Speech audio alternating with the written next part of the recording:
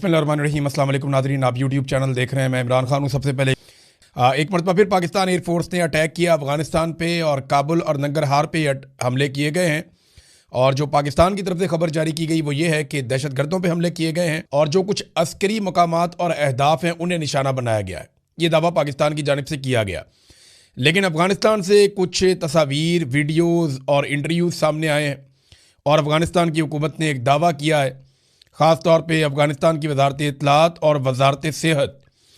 انہوں نے بتایا کہ یہ حملہ ایک ہسپتال پر ہوا کابل میں، اور یہ ہسپتال تھا جو لوگ منشیات کے عادی ہوتے ہیں ان کے علاج کے لیے انہیں جمع کروا دیتے ہیں ہسپتالوں میں، وہاں ان کا ٹریٹمنٹ ہوتا ہے، وہاں انہیں رکھا جاتا ہے۔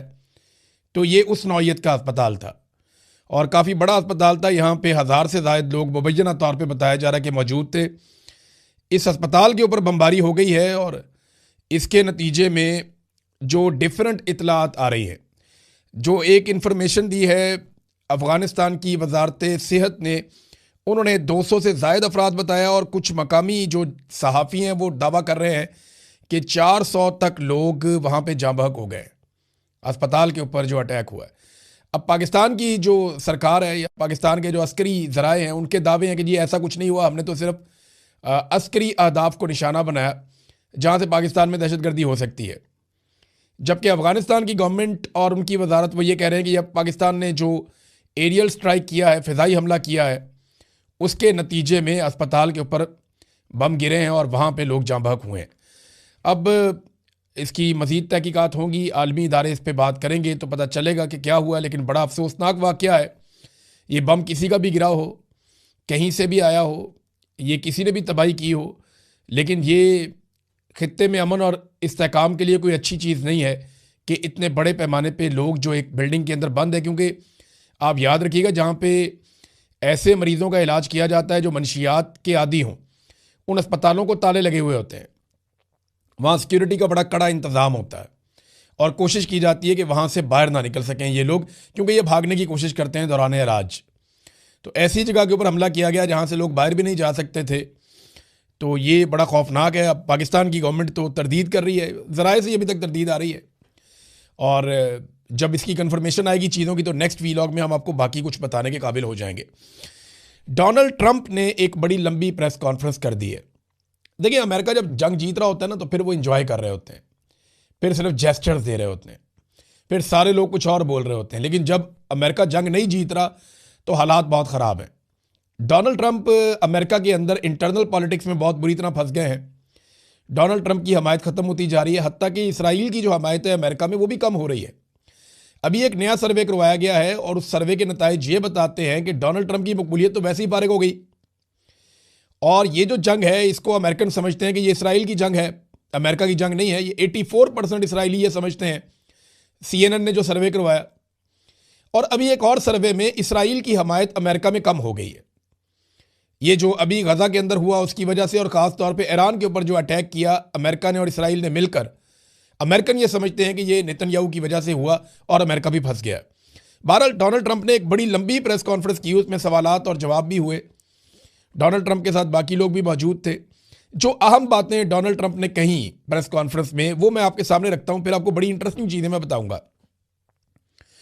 ایک تو یہ بات آپ ذہن میں رکھ لیں کہ ڈونلڈ ٹرمپ کا جو ایک یہ آپریشن تھا نا جس کا اس نے نام رکھا آپریشن ایپک فیوری، یہ اب ایک ایپک فیلئر بنتا جا رہا ہے، اور یہ میں نہیں کہہ رہا، یہ بہت سارے لوگ کہہ رہے ہیں۔ ڈونلڈ ٹرمپ نے جو کچھ باتیں کی کہ جنگ اسی ہفتے ختم ہو سکتی ہے یا جلد ختم ہو سکتی ہے، یہ بھی کہا۔ پھر یہ بھی کہا کہ ایرانی فوجی طاقت کو ہم نے مکمل طور پہ تباہ کر دیا ہے۔ پھر سیم ٹائم میں ڈونلڈ ٹرمپ نے یہ بھی کہا کہ ایران ہزاروں میزائل آس پاس کے ممالک پر داغ رہا ہے جو اس جنگ میں شامل ہونے کی توقع نہیں رکھتے۔ یعنی ڈونلڈ ٹرمپ کا نا CNN نے ایک کلپ جاری کیا جس میں ایک ہی پریس کانفرنس میں ڈونلڈ ٹرمپ چند منٹ پہلے کوئی اور بات کر رہا ہے، چند منٹ بعد کوئی اور بات کر رہا ہے۔ اسی پریس کانفرنس میں ڈونلڈ ٹرمپ کہتا ہے ہمیں کسی کی مدد کی ضرورت نہیں ہے، اور اسی میں کہتا ہے ہماری مدد کرنے کے لیے کوئی کیوں نہیں آ رہا، ہمیں مدد چاہیے۔ اسی میں ڈونلڈ ٹرمپ کہتا ہے کہ ایران کو مکمل تباہ کر دیا، ہم جنگ جیت گئے ہیں۔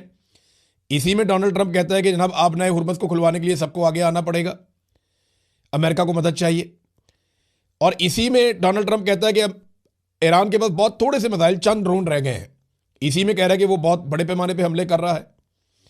تو ڈونلڈ ٹرمپ نے الگ الگ قسم کی باتیں ایک ہی پریس کانفرنس میں کر دی. سی این این نے وہ کلپ کاٹ کے لگا دیے.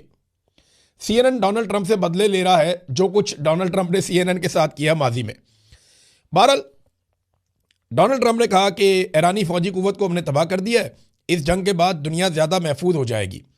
ایران کے پاس صرف 8% میزائل اور چند ڈرون باقی رہ گئے. یہ کون گن گن کے بتا رہا ہے کہ 8% ہیں میزائل؟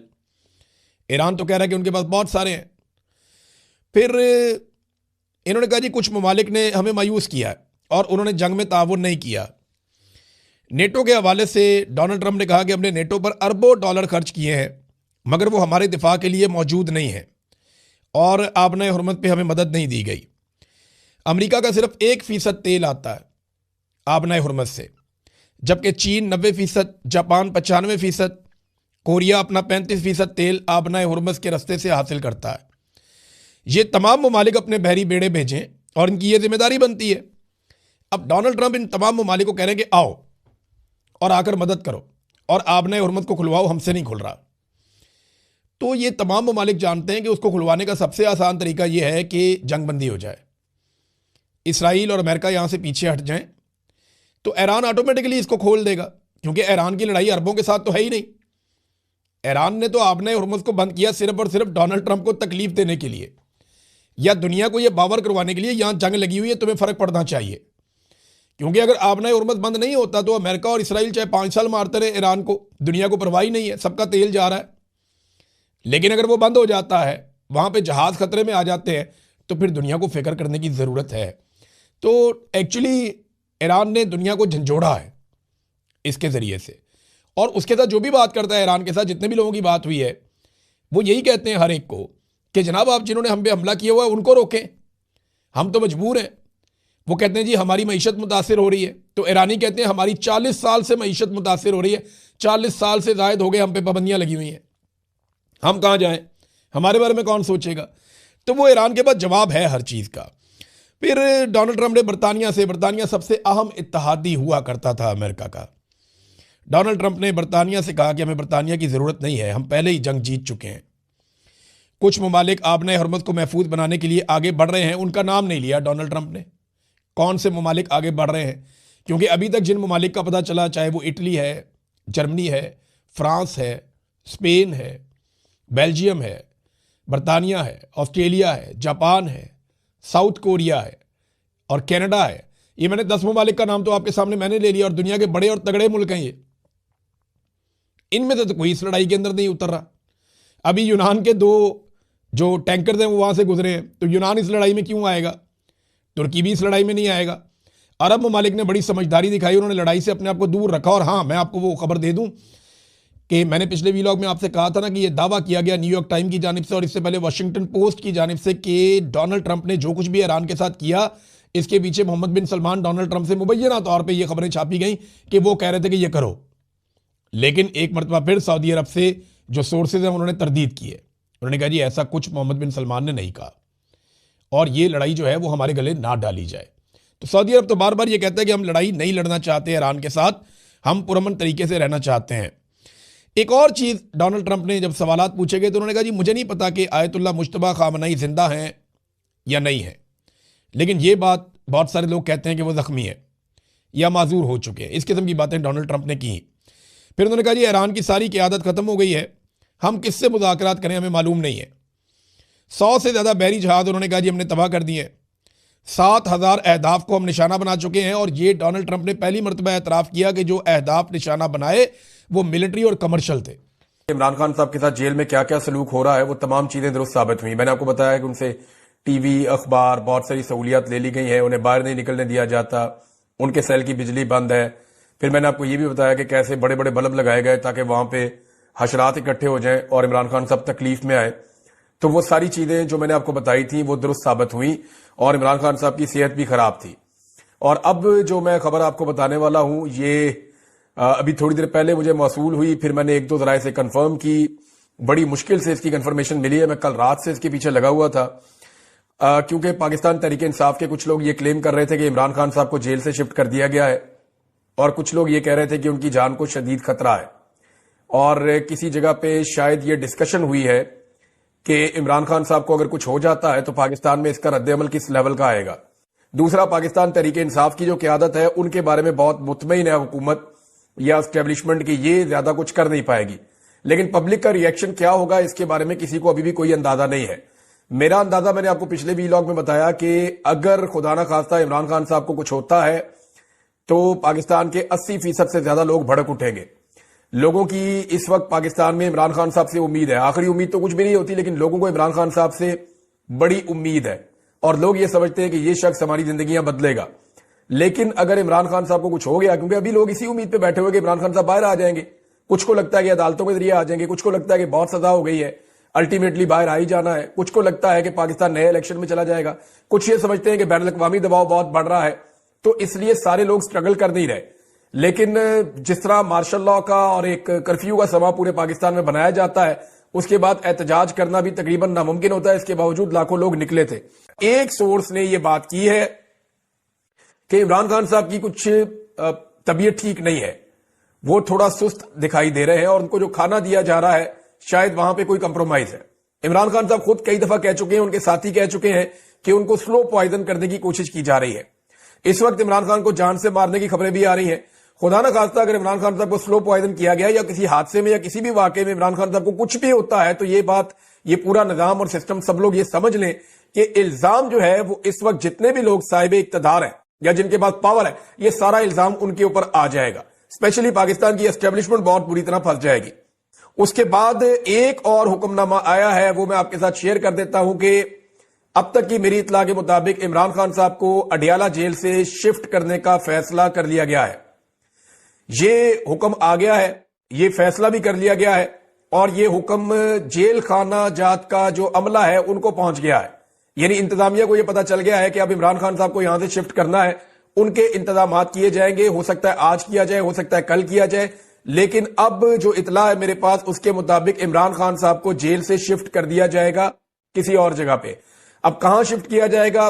ہو سکتا ہے کسی اور جیل میں شفٹ کیا جائے، ہو سکتا ہے کسی اور عقوبت خانے میں کسی اور جگہ پہ لے جائے، اور یہ بھی ممکن ہے کہ عمران خان صاحب کو ملٹری کسٹڈی میں لے جائے یا کسی اور جگہ شفٹ کیا جائے. جو بھی کیا جائے گا عمران خان صاحب کے ساتھ یہ اگلے گھنٹوں میں ہو جائے، دنوں میں ہو جائے، لیکن یہ فیصلہ ہو گیا ہے. اور اس کا باقاعدہ جو ایک حکم نامہ ہوتا ہے وہ بھی غالباً جاری ہو گیا ہے. اور میری اطلاع کے مطابق وہاں پہ تیاریاں کی جا رہی ہیں کہ عمران خان صاحب کو اگر جیل سے شفٹ کرنا ہے تو کس وقت شفٹ کرنا ہے، کس طریقے سے شفٹ کرنا ہے اور اس کا کیا میکینزم ہوگا، کس طریقے سے لے کر جائیں گے، اس کے اوپر ساری پلاننگ کی جا رہی ہے. عمران خان صاحب کو جیل سے شفٹ کرنے کا مقصد کیا ہے؟ دیکھیں، جتنے مقدمات عمران خان صاحب کے اوپر ہیں وہ سارے کے سارے آلموسٹ ختم ہو گئے ہیں. جتنے بڑے مقدمات بنائے گئے تھے، چاہے توشہ خانہ ہے، چاہے اس کے اندر القادر ہے، اس کا بھی کوئی سرا نہیں نکل رہا، اس میں کچھ نکلے گا نہیں. سائفر والا کیس ختم ہو گیا ہے، عدت والا کیس ختم ہو گیا ہے. دیگر جو مقدمات بہت سارے بنائے گئے ان میں عمران خان صاحب کی ضمانتیں ہوتی چلی جا رہی ہیں. عمران خان صاحب ہار ماننے کو تیار نہیں ہے، وہ سرنڈر کرنے کے لیے تیار نہیں ہے، اپنے موقف سے پیچھے ہٹنے کے لیے تیار نہیں ہے. تو دو چیزیں مجھے جیل سے پتا چلی، ایک یہ کہ عمران خان صاحب کی طبیعت ٹھیک نہیں ہے اور غالباً انہیں جو کھانا دیا جا رہا ہے وہ کمپرومائز ہے یا سلو پوائزننگ ہے یا کوئی ایسی چیز ہے جس کے بارے میں جس نے مجھے خبر دی اس نے مجھے کہا مجھے شک ہے کہ بندہ ایسے ایک دم ڈھیلا نہیں پڑتا، عمران خان صاحب کے ساتھ کوئی تھوڑا ہیلتھ ایشو ہے. دوسرا، اس نے یہ کہا کہ اس کو بھی یہ شک ہے کہ عمران خان صاحب کا جو کھانا ہے اس کے اندر کچھ کیا جا رہا ہے. تیسرا، یہ میرے سورس نے کہا، میں اس کو کنفرم ابھی نہیں کر سکتا کیونکہ اس کو کسی دوسرے بندے نے کنفرم نہیں کیا، لیکن ایک بات کنفرم کی گئی ہے کہ جو عمران خان صاحب کے سیل کے باہر شیٹیں لگائی گئی تھی سردی کو روکنے کے لیے وہ اتار دی گئی ہیں رات کو، اور تاکہ وہ سردی کے اندر ٹھٹرتے رہیں اور وہ پریشان رہیں. تیسرا، عمران خان صاحب کو جو ہے وہ جیل سے شفٹ کرنے کا فیصلہ کر لیا گیا ہے. اس کے اوپر عمل درآمد کب ہوتا ہے اس کے بارے میں کنفرمیشن نہیں ہے، لیکن ان کو جیل سے لے کر جایا جائے گا. کہاں لے جایا جائے گا اس کے بارے میں ابھی تک نہیں پتا، لیکن یہ بتا دیا گیا ہے کہ جیل سے اب عمران خان صاحب کو شفٹ کیا جائے گا اور کہیں اور پہنچایا جائے گا. ناظرین، یہ عمران خان صاحب کی اب تک کی صورتحال ہے. دیکھیں، ایسا لگتا ہے کہ حکومت نے یہ فیصلہ کر لیا ہے کہ اس وقت کرنا ہے جو بھی کرنا ہے. اب ایسی صورتحال میں عمران خان صاحب کسی قسم کا کمپرومائز نہیں کریں گے، یہ سب جانتے ہیں، اور وہ اس معاملے کو لے کر عالمی سطح پہ، پاکستان کی سطح پہ بہت زوردار آواز اٹھائیں گے. اب جن لوگوں نے یہ اتنا بڑا بلنڈر کیا ہے وہ عمران خان